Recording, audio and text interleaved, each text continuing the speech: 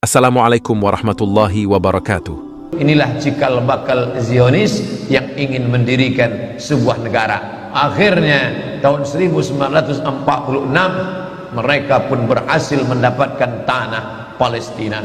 Sebelumnya utusan Theodor Herzl datang menghadap Sultan Abdul Hamid di Turki. Sultan Abdul Hamid, ini ada beribu-ribu keping uang emas, terimalah, kami ingin membeli tanah Palestina.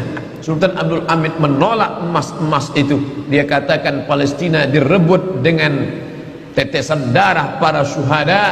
Mereka mati karena Allah Subhanahu wa taala. Aku tidak akan menjual sejengkal pun tanah Palestina kepada kalian. Sakit hati mereka sampai akhirnya Turki Utsmani ditumbangkan tahun 1924.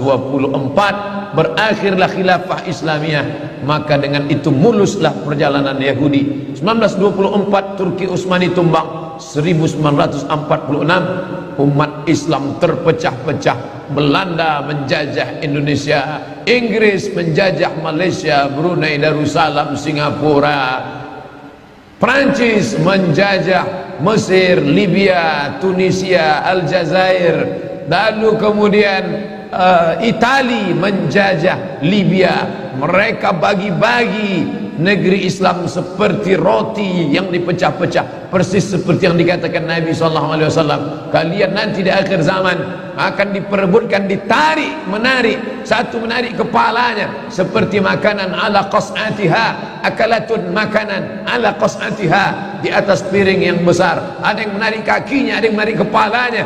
Aqillatun nahnu yawma idzin ya Rasulullah. Mereka merebut kami. Apakah kami waktu itu sedikit ya Rasulullah? Kata Nabi, tidak. Bal antum katsirun. Kalian ramai, kalian banyak. Lakinnakum ghusaun ka ghusais sail. Tapi kalian seperti buih di tengah lautan, dipukul ombak, dihempas gelombang. Kalian tak punya kepemimpinan karena Turki Utsmani sudah tumbang, tak lagi punya panutan. Apa yang dikatakan itu terwujud 1946. Maka kebetulan Palestina dipegang oleh Inggris. Inggrislah yang memikul dosa terbesar. Bagaimana Palestina bisa jatuh ke tangan Israel, laknatullah alaihim. Lalu kemudian Palestina bulat-bulat diserahkan oleh Inggris. Ini bumi Palestina diberikannya kepada orang-orang Yahudi. Sejak 1946 seluruh Yahudi dunia, Yahudi Rusia, Yahudi Eropa, Yahudi Amerika, Yahudi yang ada di Arab, mereka kembali beramai-ramai ke tanah Palestina. Dan sekarang semua Yahudi yang sudah pulang lebih kurang 5 juta orang. Penduduk Riau 6,5 juta. Yahudi hanya 5 juta saja, tapi mereka menguasai ekonomi, perfilman, hiburan. Anak-anak kita menonton film karton, sinetron, horor, film perang. Siapa yang memproduksinya? Warner Bros.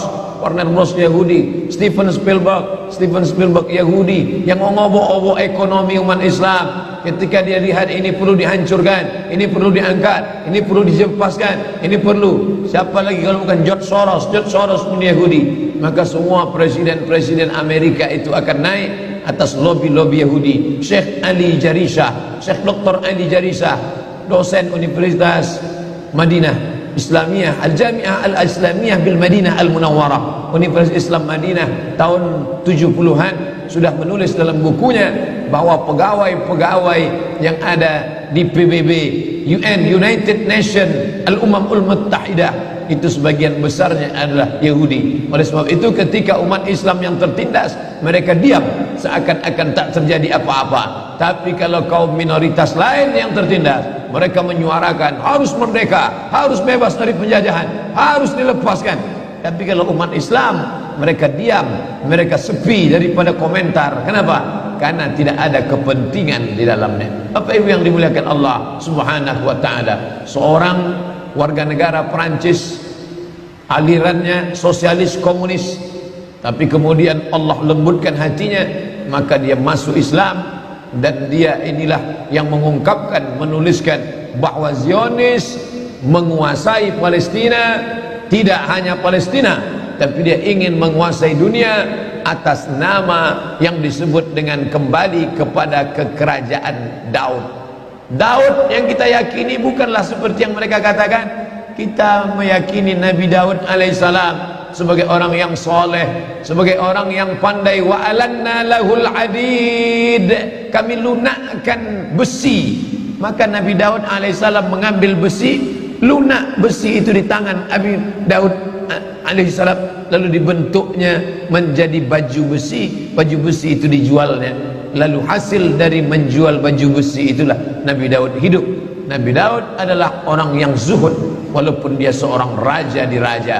Makanya kata Nabi SAW, ahabbus saum ilallah, puasa yang paling dicintai Allah saumi Daud, puasa Nabi Daud alaihissalam. Tapi mereka menggambarkan Daud sebagai raja yang perkasa. Raja Daud, inilah kata mereka raja di raja mereka. Mereka menyebutnya King David. King David lahir punya anak laki-laki bernama King Solomon. Kita menyebutnya Sulaiman alaihissalam. Tapi bukanlah seperti namanya sama, tapi kepribadian yang berbeda. Mereka menampilkan sebagai raja yang beringas, raja yang brutal. Sedangkan Allah Ta'ala menceritakan Nabi Sulaiman sebagai orang raja, nabi yang lembut. Sampai-sampai dia menahan pasukannya, jangan kalian lewati tanah ini, karena aku mendengar ada suara lembut. Ya ayyuhan namlu dukhulu masakinakum, hai para semut-semut, masuklah kalian ke sarang kalian, agar supaya jangan sampai pasukan Sulaiman menginjak perut kalian. Yahtimannakum junud, jangan sampai pasukan Sulaiman menginjak kalian. Fatabassama dhahika, Nabi Sulaiman tersenyum. Begitulah hebatnya kekuasaan Sulaiman, begitulah hebatnya ilmu Nabi Sulaiman. Sampai-sampai semut pun tak ada yang terinjak, tak ada perut semut yang pecah. Tapi mereka menggambarkan Sulaiman sebagai raja yang brutal, yang beringas, dan mereka ingin mengembalikan lagi kerajaan ini. Mereka katakan bahwa ada 5 yang mereka nanti-nantikan, yang harus mereka lakukan, karena akan turun Mesias, sang juru selamat, yang mereka nanti-nantikan sejak zaman nenek moyang mereka dulu. Mereka membangun ini berdasarkan keyakinan yang mendalam, walaupun keyakinan itu diambil dari mitologi, mitos semata. Mitos pun ternyata kalau diyakini seyakin-yakinnya bisa membangkitkan semangat yang luar biasa. Mereka meyakini bahwa mereka adalah manusia-manusia pilihan Tuhan. Mereka menyebut dirinya dalam bahasa Arab Asy-Sya'bul Mukhtar. Sya'bu, bangsa, Mukhtar, pilihan Tuhan. Satu-satunya bangsa pilihan Tuhan hanya kami. Yang lain ini bukan pilihan Tuhan. Kami adalah pilihan Tuhan yang akan menguasai dunia. Selain kami nanti akan menjadi ghaib. Ghaib artinya keledai tunggangan. Hanya sebagai keledai tunggangan saja untuk mencapai tujuan. Mereka bisa berkawan dengan Eropa, mereka bisa berkawan dengan Amerika, mereka bisa berteman dengan Arab. Tapi mereka menganggap itu hanya keledai tunggangan yang akan ditunggang mencapai tujuan. Begitu tujuan sampai, mereka akan menyembelih, membunuh, memanah, menembak orang-orang yang dijadikan sebagai keledai tunggangan ini. Lalu kemudian mereka akan menguasai dunia. Dia tuliskan langsung di petanya. Biasanya kalau pasukan musuh ingin menghantam negeri kita, dia akan simpan rahasia ini baik-baik. Tapi Yahudi tidak begitu, dia langsung tuliskan di benderanya. Perhatikan bendera Yahudi, kain berwarna putih, ada garis biru di atas, satu garis biru lurus di bawah, dengan bintang segi 6 di tengah. Apa makna simbol ini? Ini penuh dengan makna. Garis biru di atas sungai Nil, garis biru di bawah sungai Efrat. Itu adalah batas kerajaan yang akan mereka dirikan. Sungai Nil di atas, sungai Efrat di bawah. Artinya mereka akan menguasai Asia, Afrika. Sungai Nil, Afrika Utara, Mesir.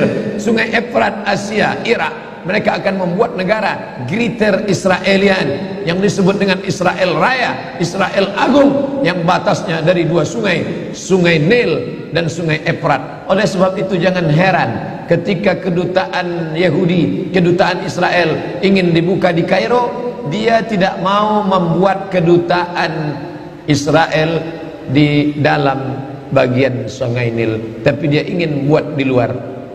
Orang yang tidak memperhatikan ini biasa-biasa saja, tapi bagi yang memperhatikan, dia tidak mau buat di dalam, karena dia menganggap kalau kami buat kedutaan di dalam, berarti ini memang sudah war negeri kami.